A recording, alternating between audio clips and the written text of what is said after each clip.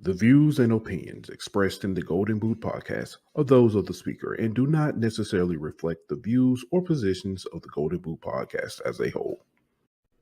Y'all ready to get rolling? Quiet on the set.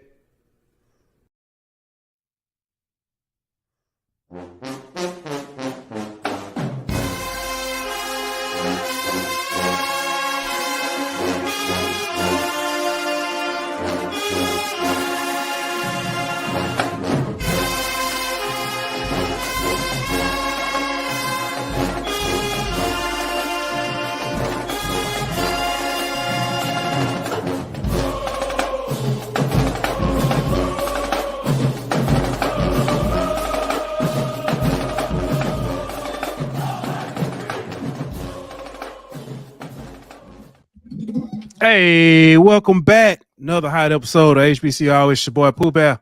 Got my man Ant, Patty Murphy in the building. What's good with you, my boy? What's happening with it, bro? All right, nothing much, man. We got another good one tonight, man. Rolling down that swag train. Getting closer and closer to media day. It was announced the participants that will be attending media day. Let me see if I can pull that list up real quick. But it's a good group of guys, man. Some names, some people that I'm looking forward to talking to, having on, and some people who have been. We got some veterans been there many times. Just the list from Alabama A&M, Donovan Eaglin, Amari Pate. From Alabama State,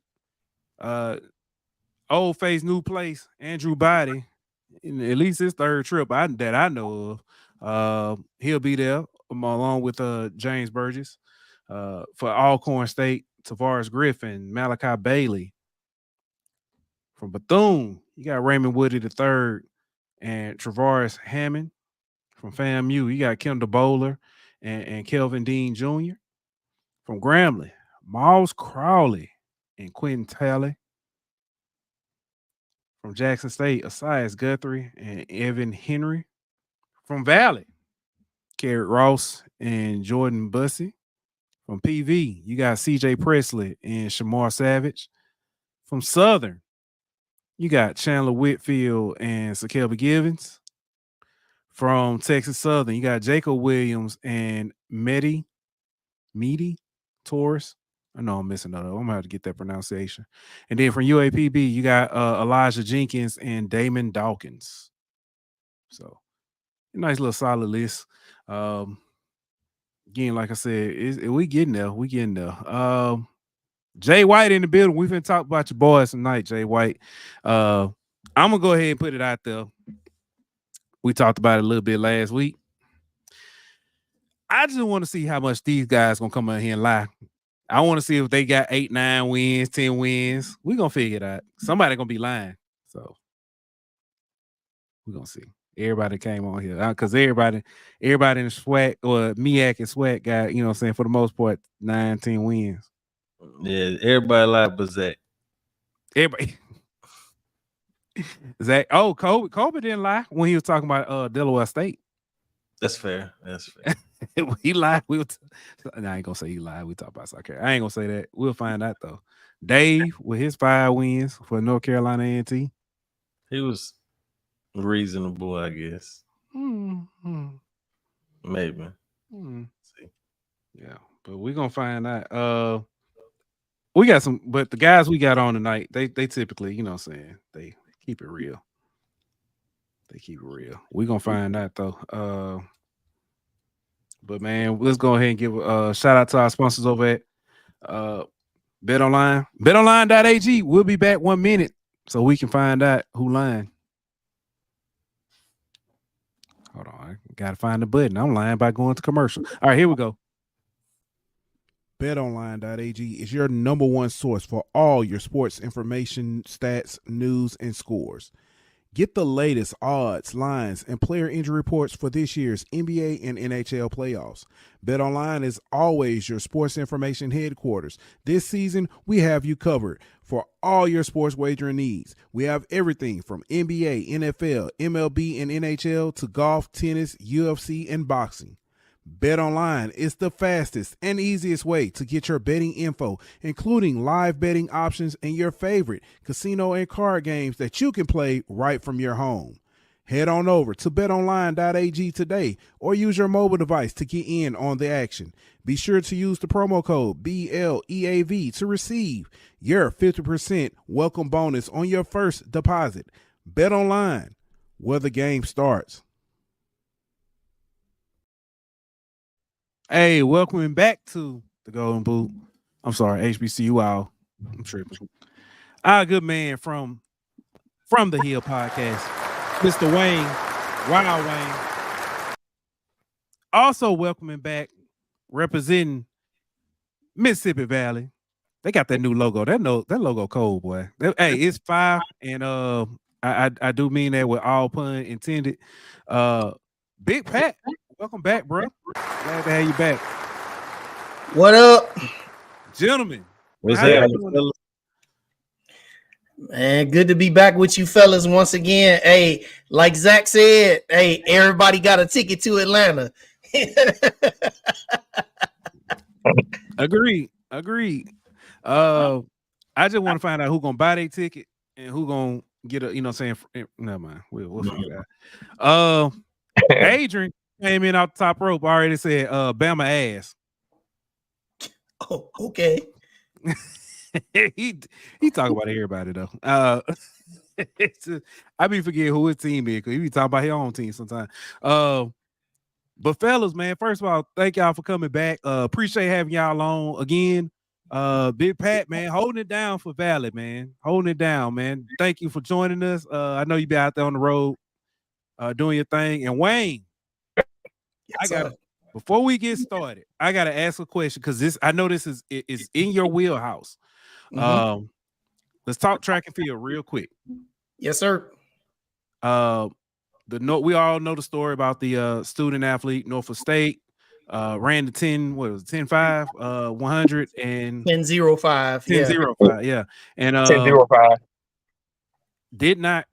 He did not qualify because it wasn't sanctioned.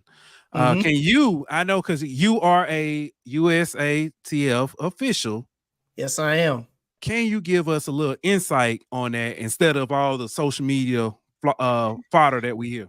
Yeah, man. So basically it's like this, man. USATF, there's a certain process where when you have a meet, if you possibly think that you have someone that is going to qualify for one of the USATF championships. In this case, it's the trials. Some other years, it's the US championship, which feeds into a world championship, all those different things. You have to file some paperwork ahead of time with the USATF. You have to tell them, all right, I'm having this meet. This is the fully automated timing company that I'm using. And we're also using certified USATF officials. So once you do all this, the reason for doing all that is to avoid anybody saying, hey, look, man, I ran a 9.95 and 100 and it's not certified. You didn't have a fully automated timing company. You didn't have a wind gauge to measure if it was wind legal or not. Wind legal meaning less than 2 meters per second. And then also if you're doing like the long jump, you have certified laser measurement, not just somebody like a coach or somebody pulling tape saying, all right, you just jumped 27 feet. So in this case, the MEAC did not properly file the paperwork with the USATF to have that meet certified. All these folks out here talking about it's the school's fault. No, it's not the school's fault. This is the MEAC. And then lastly, what I'll say on that is when the MEAC sat up there and put out that bogus statement to say, oh, well, unfortunately, these things didn't happen. But when they put at the end, this is where you lost everybody. There will be no further comments on this matter. Mm-hmm. You just told that young man, we know we messed up, but such is life. Yeah, our bad. You know what I mean? You'll be all right. Let me ask you this, Wayne. Is there a cost associated with getting these meets sanctioned? Yeah, there's a fee. I'm not exactly sure how much the fee is at this point because it changes from year to year, but there is a fee associated with it. And then, like I said, as far as like, getting officials, I mean, that's the easiest part of getting the officials because sometimes they have the same officials that officiate that meet every year. So, but it's an unfortunate thing, man. But the thing I hate about it is that people got all on social media and, running the USATF in the dirt and talking about, oh, they hate HBCUs. Like, come on, y'all. Let's not play the race card. Let's just be smart here.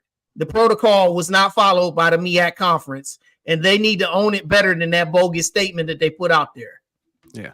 Now, to be fair, the SWAC also did not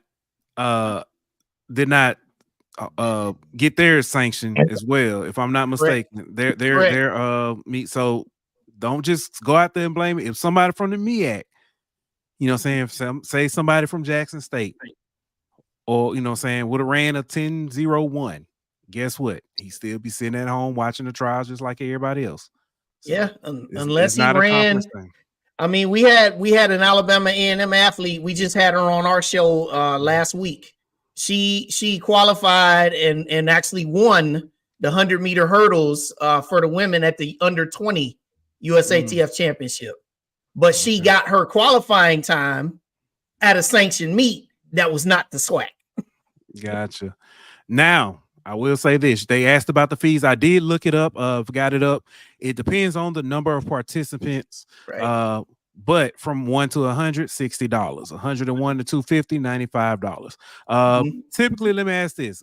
In a MEAC, SWAC, championship meet or whatever, what's the typical number of participants? Because we can gauge and give a call. Okay, so we're talking about right in the SWAC, you probably be talking about 350 in the MEAC with 8 schools, right? Or not even everybody has a team, but you probably talking about 150, 200, between 150 and 200 athletes in the MEAC. Okay, so I'm gonna just round up both and say both have 1,000. Okay, I know that's extreme, but $1,000 from 501 to $1,000 is $370, and that is, if I'm not mistaken, split amongst the schools in that conference. So that's where we're at, So yep, it's unfortunate, man, but I hope everybody has been educated now about track and field. Yeah, and I mean, a lot of people they only think about track and field this time of year every 4 years when you think about watching somebody in the Olympics. But track and field, man, you better start paying attention to our sport. Yeah. So, but man, thank you, Wayne, for explaining that. We talked, and I mentioned it before. Pat, the logo. People been, we talked about it before the show started. You said that it's been kind of been talked about. It's been in the works, but hey, if logos determined, y'all might be in Atlanta. But that logo is fire. I like that logo. I'm looking forward to a shirt or something. Yeah, I mean the shirt. I mean the shirts are available. I think I can't remember the link that Hakeem said, but the merchandise is already there. I got a pen and I think a lapel or something to go on my suit or whatever. So the merchandise is already available. So it doesn't matter putting it out there. Everybody can get it. Yeah. All right. Let's get ready to talk some football now, fellas. Let's get ready to talk some football. Before we go forward, we must go back. Let's kind of look back. Pat, we'll start with Valley. First year under Coach Wade. What was it? 1 and 10. 1 and 10. You had a phenomenal win against UAPB. You had some, I think it was y'all made let an opportunity to slip away, but under Coach Wade first year, thoughts, Growing pains, man. I mean, our top 2 quarterbacks were true freshmen, we had a first year offensive coordinator, so we had our growing pains this year. Last year, he had to learn the system. What is it? With Tajarian Williams, he was the main quarterback for most of the season. When you start a true freshman, you got to go through your growing pains.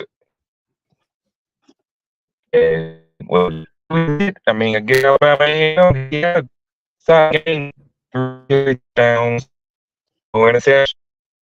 So said when you're a true freshman, by the time at the end of the season, you basically a sophomore. Well, he had a sophomore game against Alabama A&M, and hope that carry over into the 2024 season. Yeah. Wayne, second year in a row, under 500. Yeah, man. Yeah. Finished up at 5-6. There were some times they were promised, but then there were games. It's like, what's going on? Yeah. So the way to assess it, man. Like you said, we're 5-6. Some of the biggest things, man, that we always had problems with. It's been pretty much the theme of the last 2 seasons, man. Quarterback play has been the first thing. Again, last year we played Quincy Casey, and then we played Xavier Langford, and we thought we were going to have Quad Brown when the season started, and then he faded out of the picture, and we just never could get any consistency, man.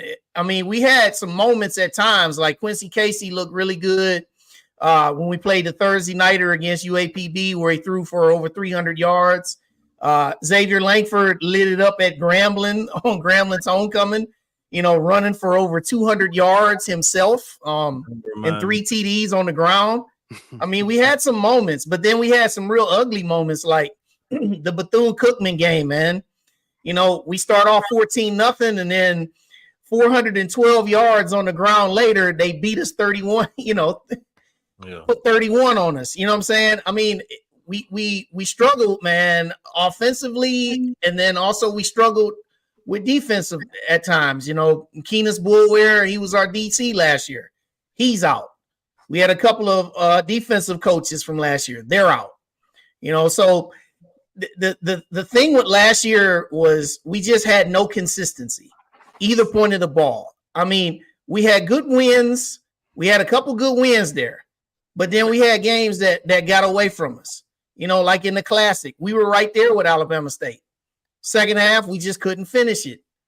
And the point now is that we got to start being able to find a way to beat these teams, the FAMUs, the Jackson States, that we have not been beating consistently in the Maynard era. Mm-hmm. Yeah.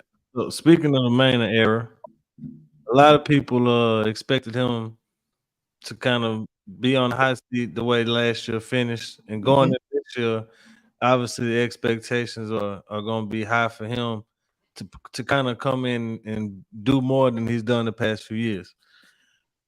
How much do you think that he is in risk of losing his job if the season doesn't go the way y'all expect it to? Well, given the fact that he's now it's kind of weird to say this, that he's the dean of SWAC football coaches. Yeah. It's pretty much, when you look at the whole body of work, we won the SWAC title in that shortened COVID season. Yep. But outside of that, it's been 7-5, missed opportunities in that 7-5. We had a 6-5. And then the last year of Aquil Glass, 7-3, with that big time beat down on homecoming to Jackson State, blew the game against FAMU. And then you follow that up with 4-7 and 6-5 and 5-6. And so now the angst is there. If I believe that if we don't at least win 8 games, probably, maybe even more than that, I just can't see a way of him having a path forward for another season. And I have been a Maynard supporter, but at this point, I mean, you kind of are who you are at this point until you prove us different. Yeah. Major B. Bullet said Maynard will be in the portal by mid-season.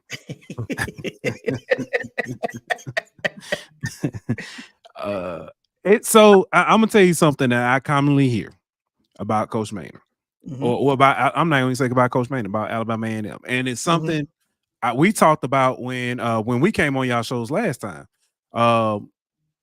People are saying that Alabama A&M fans are okay as long as you win the Magic City Classic and homecoming.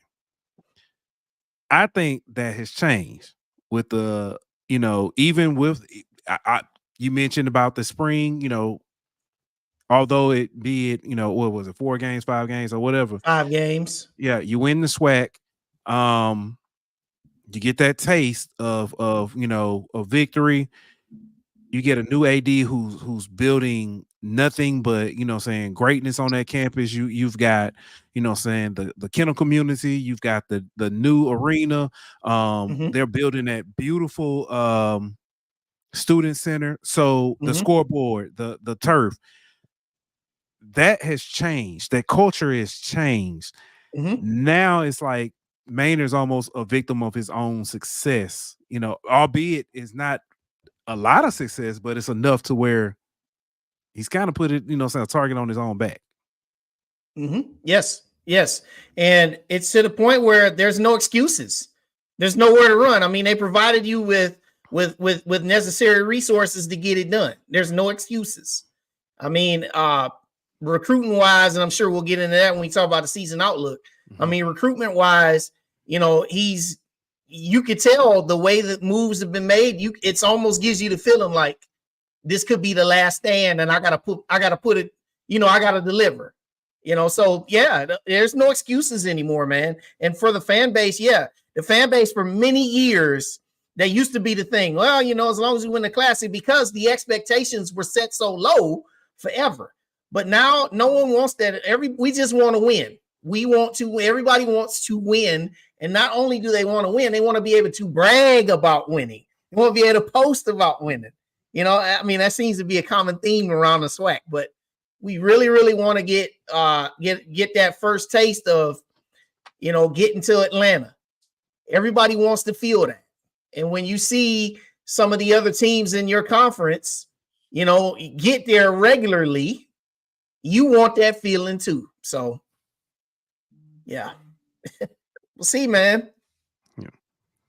All right, Pat, man, let's talk. I want to talk Valley. I said last year that I think Valley is a sleeping giant. I think this year, I'm not expecting them to, run the table and nothing like that. I want to be realistic, and there's no disrespect, but I do think that Valley is building something special under Coach Wade. Some of the talent he's brought in. Tell me, am I crazy for feeling like y'all will no longer be the punching bag of the SWAC? Yeah, I mean, if people really looked at how we played, let's throw out the UAPB game because everybody beat up on them. Throw out the UAPB game. Okay, we lost to Jackson State 21-6, lost to Alcorn 24-3, lost to Bethune 20-7, Alabama State 20-7, and then the Alabama A&M game we actually scored touchdowns. We played well. The defense played pretty good, you know what I'm saying, on the first year coach. It was the offense. Like I said, we played 2 true freshmen. If we make progress and the defense stays at that same level that it did last year, some of those close games that we lost last year, another year, we're going on the second year coach. Let's see if we can go from 1 win to maybe 4 or 5 wins. That all the Valley fans want to see is progress. That's really what we want to see. Let's see if we can take some of those losses that we had last year and flip them into victories going into year 3. Yeah, is Tajarian gonna be the quarterback going into the season, you think? I think he will. Like I said, Sisk, he's the other he's going into his sophomore year as well. He's gonna be the one that's gonna end up pushing him. But everybody expects Williams to get the job. So Yeah. What are you expecting to see from him kind of in here? Because a lot of people say from your freshman to your sophomore years when you make that biggest jump, yeah. the improvement. So what do you need to see, or what do you want to see from him as far as improving at the quarterback position? Cutting back on the turnovers, like a lot of the games that we were in. I mean, like I said, a lot of the games that we were in, the Jackson State game, the Alcorn game, the Bethune, making freshman mistakes. Yeah. I mean, holding on to the ball too long or throwing interceptions. Let's see in the year 2, can he go 15 touchdowns, 7, 8 interceptions, something like that? If he can show progress going into year 2. Yeah. And some of that got to do, like you said, though, with knowing the offense, getting the timing of the offense, and Yeah. chemistry with your receivers and things like that. His first year in the system with, first time with those receivers and everything. Hopefully, like you say, the whole offseason, the whole summer with to be in the system, get a better understanding of the system. Hopefully he can take that jump and y'all can start seeing improvement in that offense. Because I think y'all got some talent. Y'all just got to showcase it a little bit. Yeah, I mean, yeah, 'cause he was the last quarterback to sign last year because we had 2 veterans. I mean, we had Jones. He played in 2022. Then you had the FBS transfer. I forgot his name, Maldonado, number 6. So we had experience there, and then we had Sisk. He was the 3rd quarterback. Williams was the last quarterback to sign, so he really didn't have much time with the offensive coordinator. So this offseason, him and Sisk got a full offseason with the OC, so they get to learn the offense better. Yeah. All right. Let's talk about players that that you lost and what's coming in new. Wayne. Yeah, man. Quincy Casey. I was shocked. I didn't see that one coming. Because I thought he was kind of. I'm not saying I like what I saw from Zay, but I thought Case was about to take over. Yeah, well, the thing about it is that it would seem like he moved the team and then turn the ball over, out. Come in, here's Xavier. So you go through that for a while. It makes you wonder, like, okay, am I the guy or not? And being honest, I mean, it was kind of like that also the year before. Yeah. Mm-hmm. So 2 years of musical chairs, what I'm saying? It makes you kind of wonder, well, do you really care? Am I going to be your guy or not? And so the musical chairs, I actually was not surprised by that. What I was surprised by is the fact that Quad Brown returned to the team. That's the one I was surprised by, because last year he played in the first game against Vanderbilt. He got a series or 2, and then you never saw him the rest of the season. But now he's back. And the curious thing about that is now you have the transfer from Miami of Ohio, Avion Smith, who comes in, which was another surprise. Not a surprise that he transferred, but a surprise that he came to us, given the fact that he just quarterbacked Miami of Ohio to the MAC championship. Now, I'm not surprised that he transferred from Miami of Ohio. Of course, I live here in Ohio, so I kind of know that program. Brett Gabbert, Blaine Gabbert, the veteran backup quarterback, his brother Brett Gabbert was the starter last year. And Brett Gabbert gets hurt after about game number 8, and then Avion Smith is forced in. They didn't ask him to do too much, but he did what he needed to do. They won the MAC championship. So he transfers because Brett Gabbert's coming back. He's healthy. The thing about Avion Smith is he was a full-time starter in 2022 at Miami of Ohio. And at this point, he's more of a better runner than he is a passer. When he was passing and he was the starter, he was only really completing 49% of his passes. You know, and he only threw for 1,300 yards, but he ran for 600 on the ground. So the thing that we have at quarterback right now is we've got a guy who's got a cannon of an arm in Quad Brown, but has not played significant football in now 2 seasons.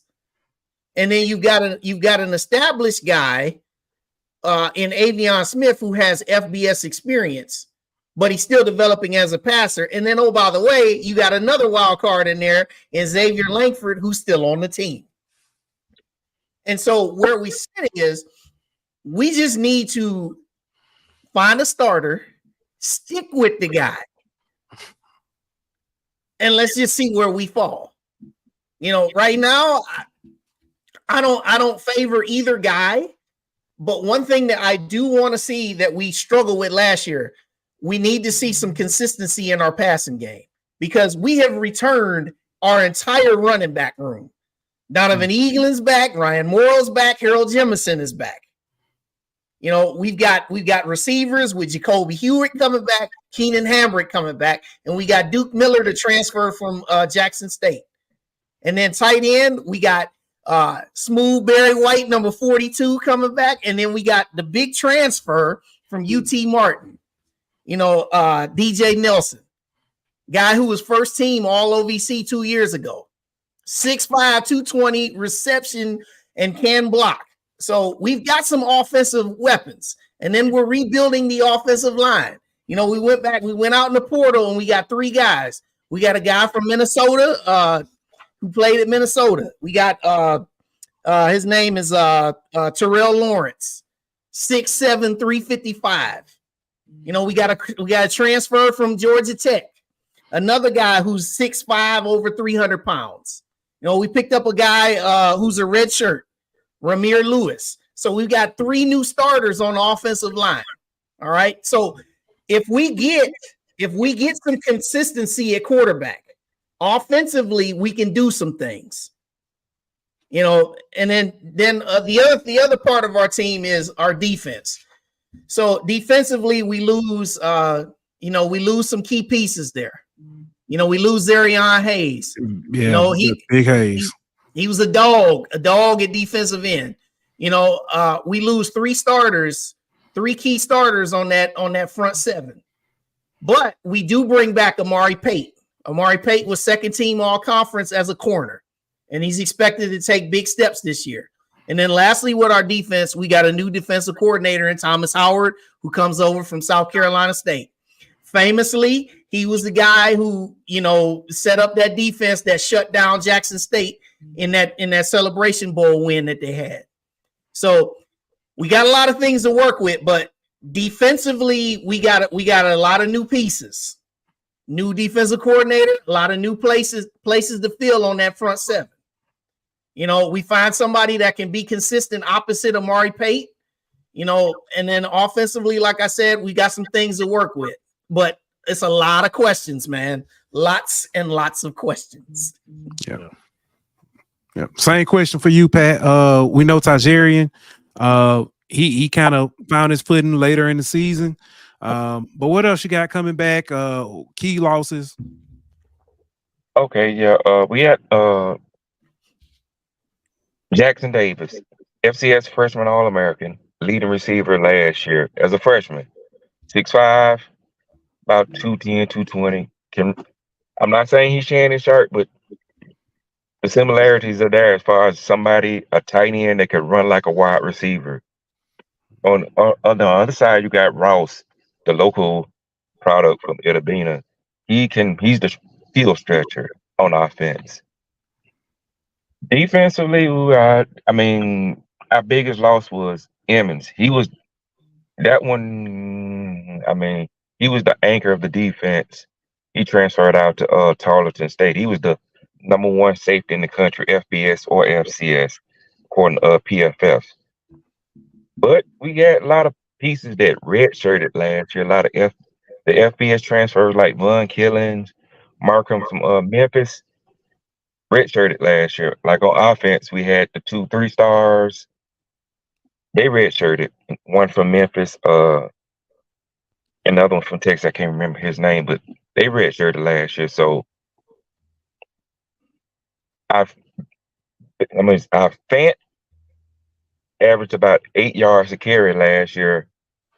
And he didn't carry the ball a lot, so he's going to be like the leader of the offense as far as that backfield concerned. So if that 3-headed monster, as far as running backs, can find their groove or whatever in that offense, I said we just want to see some progress from year 1 to year 2. Can we go from 1 win to 4 or 5 wins? That's all we want to see as far as Valley fans is concerned. I like it. And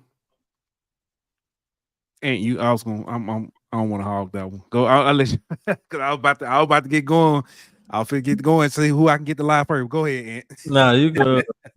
Now I was gonna ask a question for Wayne. So I know you talked about y'all brought in a new DC, but y'all also brought in some other people on that staff, like Coach Thornton, line coach.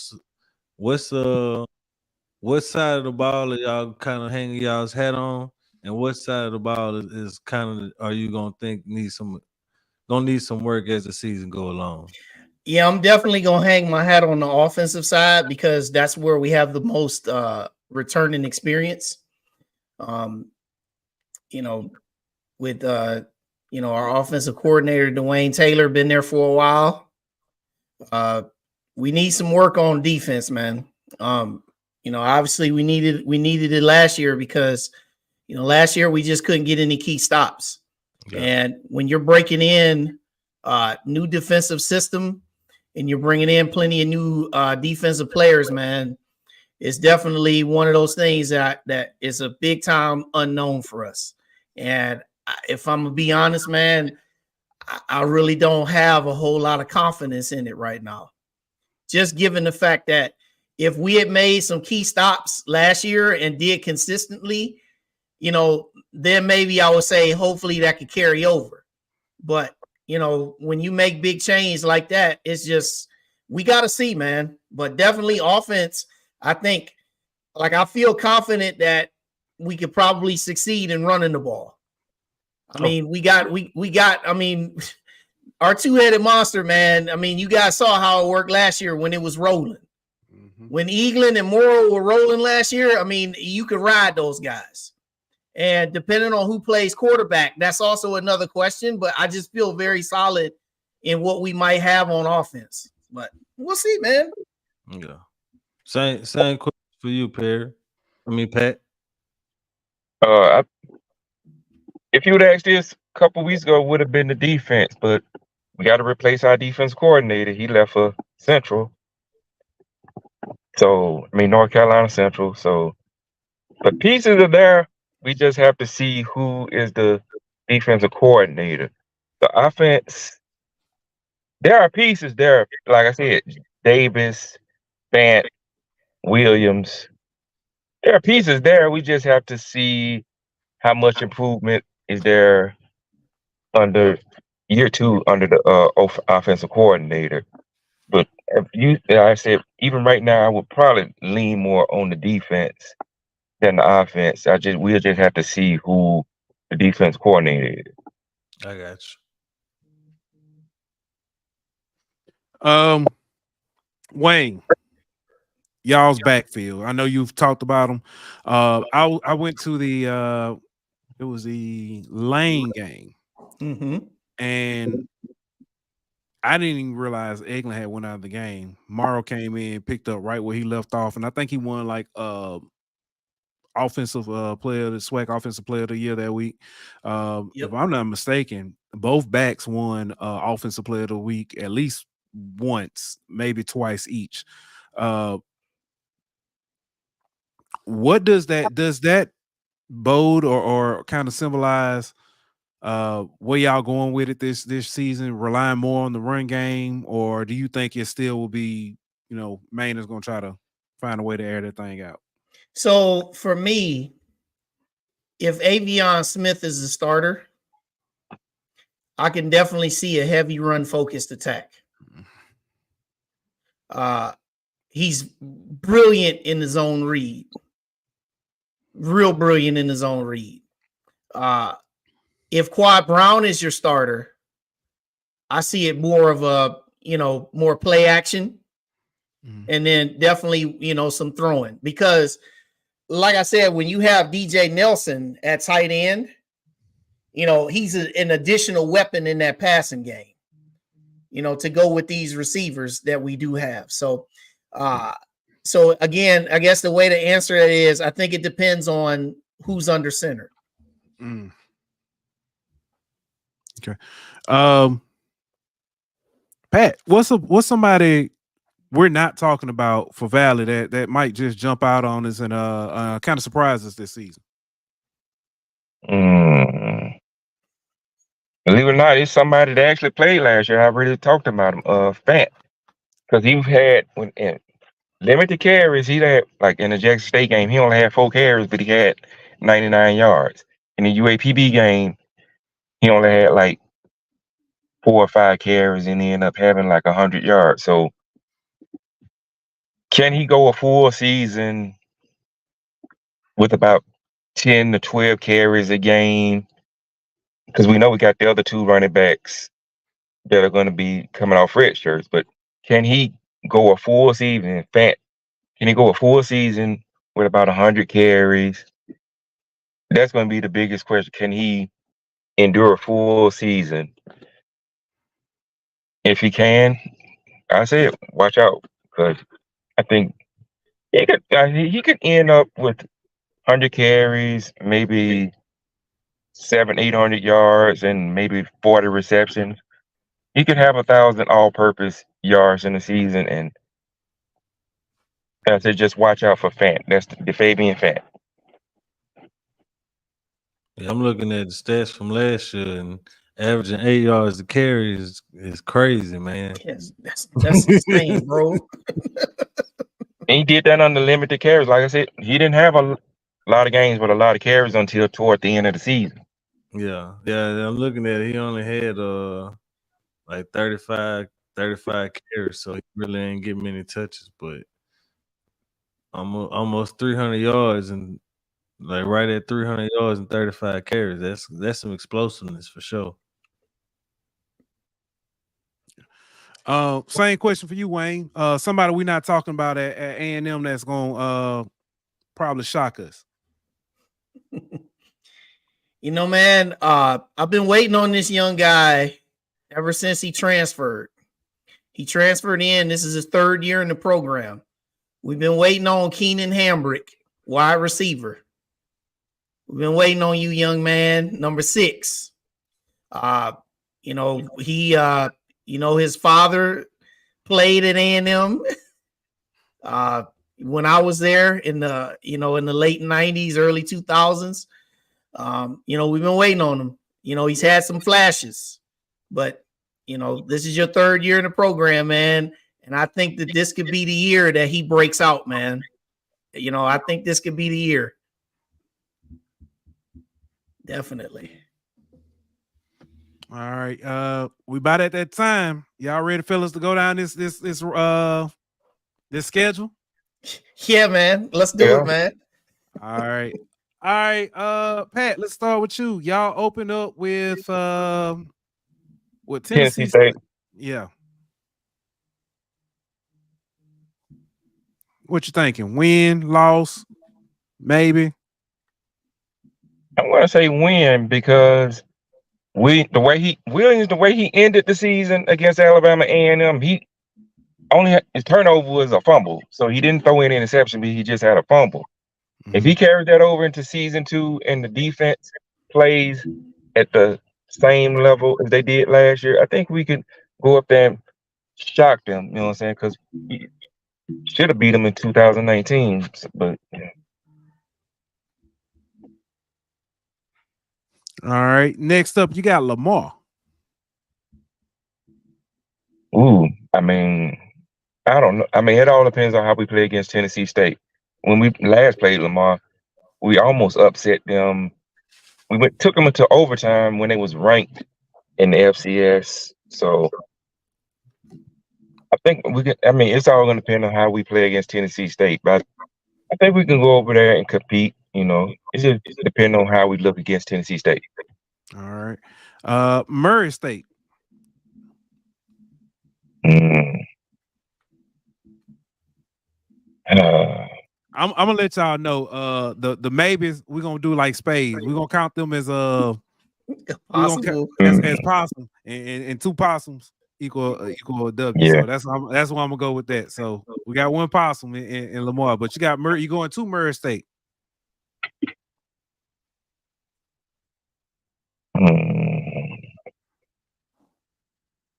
Just hope it's competitive. Just compete. All right, I understand what that means. We ain't even gonna say it. All right. Then you go to Nichols, Old Thibodeau, Louisiana. It was last year. They had that. I'm trying to see. Was it that quarterback that used to play at Southern? I think he gone this season. So I think we can go down there and compete. So we could put that as a possible. All right. That's two possibles. All right. Alcorn at home. First home game. Ooh. If we went down there and didn't score any touchdowns, but we held them for most of the game. If William can play like he did against Alabama A&M, we're gonna win because I'm trying to see if Alcorn still got their quarterback tonight. They got a new quarterback. Yeah, they got yeah, we're gonna win. We're gonna win. Okay. All right. I'm gonna say Aaron Allen gone. Yeah, Aaron Allen is out of there. I said the other day. That's the one player I wish had another year. But you go to Alabama State after that. I said we lost to them only 20-7 last year. Yep, they got a new quarterback, new OC. Yeah. Year 2, if he makes that big jump, we're gonna play. I mean, because Alabama State, they're gonna just run the ball and play ball control offense. If we go in and play our brand of football, I think we can go and get a win on the road. I like. All right. Bethune-Cookman. Coach Woody. Ooh, same thing. It was lost to both of them teams 20-7. If we play our brand of football, Bethune gonna play that. Yeah, Woody gonna have them playing run the hard, smash our football, ball control offense. If we can go and play our game, that's a home game, right? Oh yeah, homecoming. Yeah, I think we're gonna win homecoming. All right. Payback game. UAPB. Does UAPB get their payback? Nope. Because we. All right. Man, I'm been cracking up at these comments, man. D-Love said, I mean, we beat them at home. I mean, 42-7. 42-17. I mean, they ain't gonna make that big a jump in year 2. You know what I'm saying? Because our team gonna be improved as well. So, I mean, being honest. He said, man, that dude said, man, there's too many ifs. All right. Prairie View. Ooh. Yeah, like Williams, he played okay, but Prairie View, they're a solid team, having they SWAC West champions. We got them at home.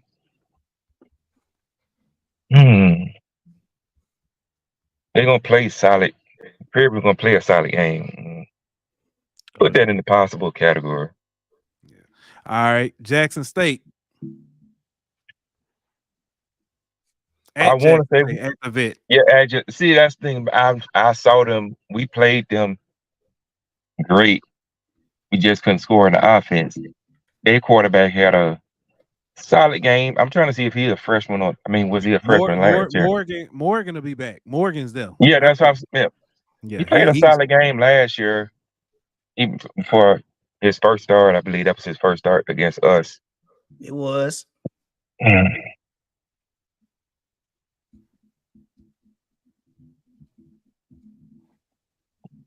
Put that as a possible. All right. You got FAMU at FAMU. Ooh. At Bragg. But Musa gone. New coaching staff, new everything. That's true. That is true. That is true. It's very true. Ain't no Willie. Yeah. It's true. All right. And then you welcome A&M to Itabena. The last time A&M was at Itabena. Oh, yeah. Yeah, they got us.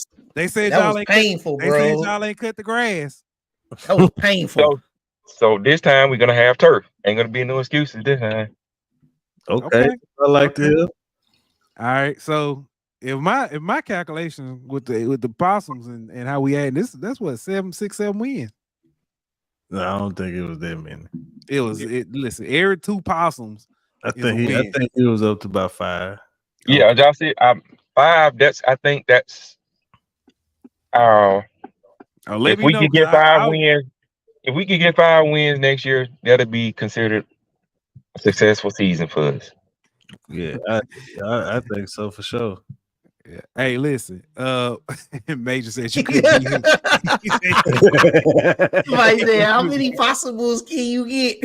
Yeah, if it's in spades, man, hey, every 2 possibles, that's a book. You know what I'm saying? So I'm just saying, listen, I was marking them down as wins, but okay. All right, Wayne. Here we go. Yeah, man, let's do it. Y'all open up at Auburn. Let's Lost, move on. man. They killing us. Let's go to the next one, man. They killing us. Then y'all start y'all SIAC journey. Y'all got Kentucky State. That's a win. All right. Then I have never Georgetown College. Yeah, they're NAIA, man. Yeah. Okay. Yeah. Okay. Yeah, I ain't gonna. All right. Austin P. At Austin Loss. We not winning there. Okay. At FAMU, y'all go to Bragg. Loss. We ain't winning. We have not won there. And listen, I've done a lot of the study on all these teams, man. Look, they got a new head coach, but they got a lot of returning guys. All right. Jackson State and Mobile, the Gulf Coast Challenge. Loss. No. Oof. No. All right. Bethune Homecoming. We do get that one. Okay. All right. Magic City Classic. It's been 2 years now. Yeah, I think we win that one. Okay. I think it's a pillow fight. It's a pillow fight, but we win. Listen, all right, I'm telling you, if y'all don't win Magic City Classic, it's Manor. He might not be able to come back to Huntsville. Yeah, I think they win. They win that one. All right. Southern at home. Payback from last year. Senior day too. That's early. Yeah, we win that one. Okay. At PUAPB. Win. Okay. Grambling. Yeah, on a Thursday night. Mm-hmm. Yeah. Home. Yeah. I think we win that one also. Okay. And Valley at Valley. Sorry, Pat. We winning. Winning that game.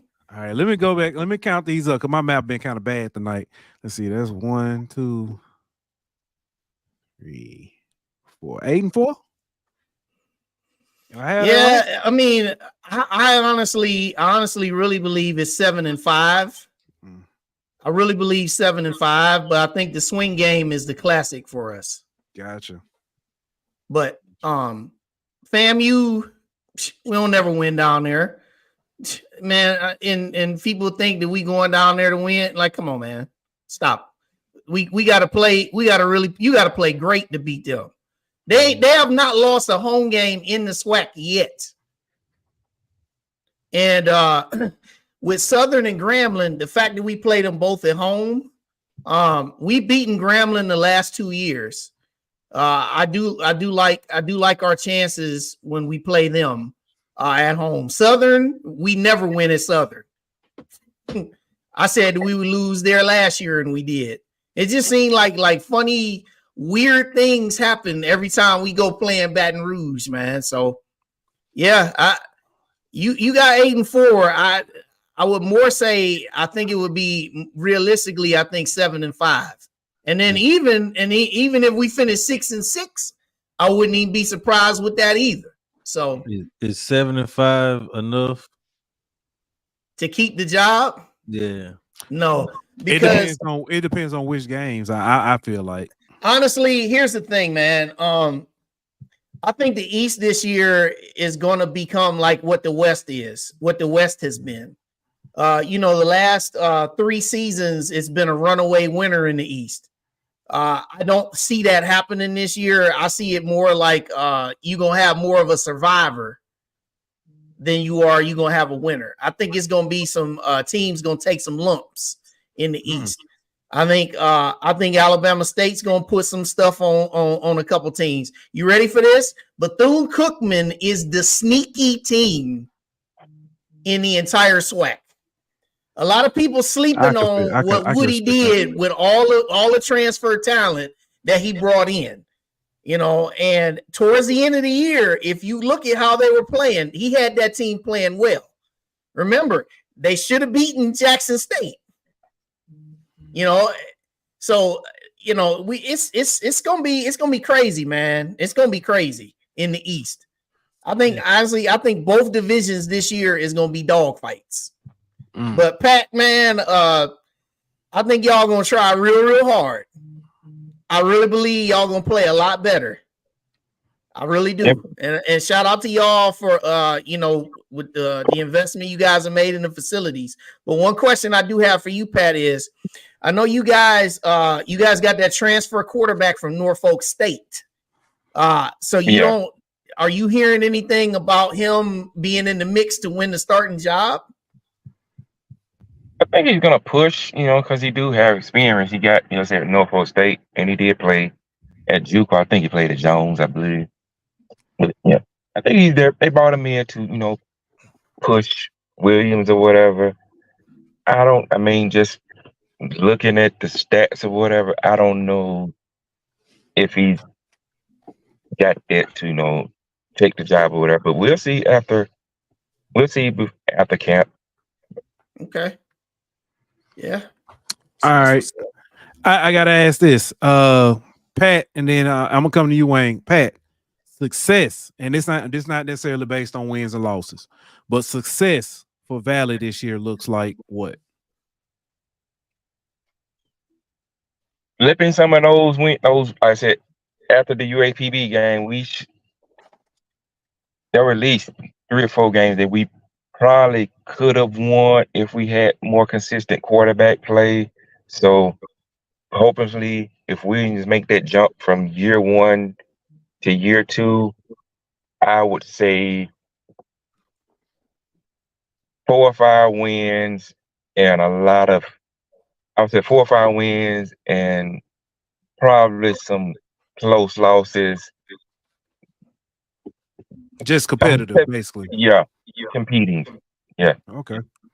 All right. Same for you, Wayne. Not necessarily a number, but success for Alabama A&M year. Alabama A&M this year looks like. We beat either FAMU or Jackson State or both. We also we settle on a quarterback, and that quarterback takes the reins and owns it the entire season. No musical chairs. We're not here for a third year of musical chairs. Also, defensively, we find a way to get off the field on third down more often. We improve our third down defense.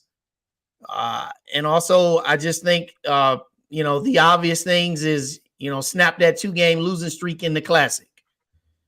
But I think a successful season would be a mixture of all those things. But definitely we got to be able to find a way to beat FAMU or Jackson State or both, because we just have not been doing it at all.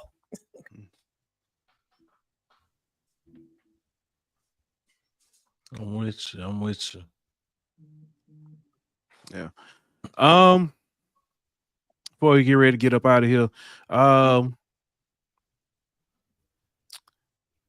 trying to think, it was something else. Major topic came up in HBCU lately. That was Talking about FAMU getting rid of the coach getting rid of the players. Oh no, it wasn't. Okay. Yeah, the basketball. I kind of understand. I'm not even gonna. I wasn't gonna go. No, it was something surrounding football. I can't remember what it was, but yeah, I think that's all I got, man. And you got anything else before we I mean, you ain't asked them the question, so okay, yeah, go ahead.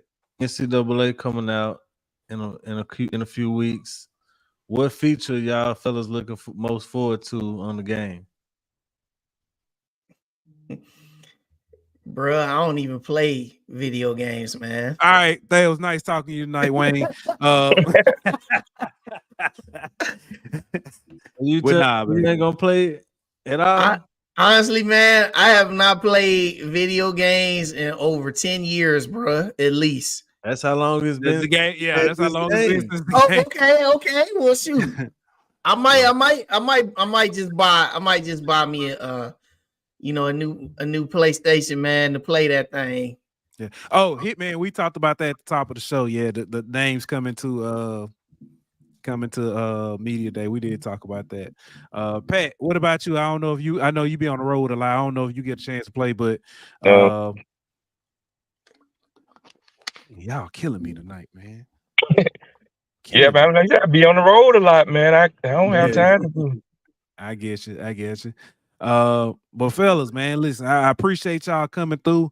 Pat, I know you know what I'm saying. I don't know if you got anything you want to shout out, talk about the collective at Valley, but let the people know how they can help or what they can do for you. Go to the V Club, donate. We got all these upgrades coming on. I mean, all these upgrades at Valley, whatever, but any donation help, go to mvsuvclub.com/donate. If you want to continue to help Valley progress, donate. Appreciate any donation, big or small. All right. Wayne, tell the people where they can find you and plug your show and all that good stuff. Yeah, man. Shout out to my From the Hill podcast family. You can follow us on our YouTube channel. You can find us on Spotify, Apple Podcasts. You can also follow us on Facebook, Instagram, and X. We got a very nice show for you tomorrow night. 8 p.m. Eastern, 7 p.m. Central. We got longtime Indianapolis Colts star defensive end Robert Mathis, who played at A&M. He's joining us. We got another Bulldog legendary football player, Grady Brown, who's now the defensive backs coach in the NFL with the Pittsburgh Steelers. And we also have A&M graduate Christopher Aninye, who's the strength and conditioning coach in the NFL for the Los Angeles Rams. So yeah, y'all, that's how we are. Check out all of our episodes. Follow us, man. And once again, man, been a pleasure to be part of this show with you guys one more time. Hey, sounds good. I like it. I'm definitely trying to check that out with Robert Mathis on there. Trying to bring up now. I'm looking. I know y'all may not care. A lot of people might not care. I'm trying to see if the Florida Panthers gonna collapse. Yeah. I'm trying to see if they they up. Okay. Yeah, they up 2-1, headed to the third period. All right, they better do something. Speaking of, that's what it was. That was on my mind. Shout out to Tennessee State. They have named their hockey coach. They named him, I think, yesterday, or not yesterday, but a couple days ago. Let's see. It was 3 days ago. So they have named Dewante Abercrombie. Is that right? Did I do it right? Yep. Deontay Abercrombie is the new head coach for the Tennessee State hockey team, and they revealed the jersey. It will be available on sale July 1st. Okay, that's dope. So I think I will be rocking a Tennessee State jersey, hockey. So until somebody else get a hockey team. So Yeah, Yeah, good luck man. with that. yeah, I know, right? I'm telling you what's good. It's got to be Kente cloth on it. Now, who would the next? It would got to be Howard, right? Howard would be the next, probably be the next HBCU with the hockey. I think. If we I wouldn't put it past them boys for real. I mean, like if you just like, because most of them in the South, and we all know hockey ain't that big in the South. You know what I mean? So it's got to be one that's got a little more northern reach to it. So I feel like or yeah. Hampton. I'm gonna give you one that might shock you. I can see Morgan State with them being close to DC like that, and yeah, I can see the Washington Capitals probably pushing the help. So it's got to be a school up there like that. It's got to be one of those three. Yeah, I don't see it being South Carolina State or North Carolina A&T or nobody like that. Well, I could see it Central, North Carolina Central, or A&T because mostly Central because of the Carolina Hurricanes. Hurricane. Actually, Yeah, you're right. Yeah, they actually had Coach Moulton when they had brought Coach Moulton in, saying to bang the little drum and stuff. That's a far cry from it is the program to what I mean. But I definitely could see one of those teams. Before we go, let me ask this. We've got a few FCS versus FBS games this season. Best chance to get a win? Woo! Man. You know what, man? Colorado better be ready. North Dakota State, boy. Sure I know they got a new head coach. Yeah. I know they got a new head coach, but hey, they better be ready. I said FCS. I should have said HBCU. My apologies. But North Dakota State, hold on. I gotta look and see who it is. I'm gonna tell you. I think ULM. Oh, you told for okay. So for HBCUs, definitely I got my eye on because ULM has been bad. Yeah. And I think that Jackson State might be able to get them boys. ULM got a new coaching staff. They turned over half their roster. They don't know who that quarterback is yet. Like they got a lot of question marks. Somebody said FAMU Troy. I'm like, stop that. No. Call me crazy. Howard over Rutgers is a possibility. Nah, I don't know about that, man. Greg Schiano got Rutgers, man. He got them boys. He recruited. Okay. He got some dudes, man. Plus, I think one thing that helped Howard last year, whenever they played Eastern Michigan, was they line. You know what I mean? And they almost got Northwestern too. So both of them, but they had the NFL bodies on that offensive line last year. You know what I mean? That's true. All right. Don't cook me. Mercer ain't no FBS. Are they FBS? No, they ain't FBS. No, they FCS. They in the SoCon. Yeah.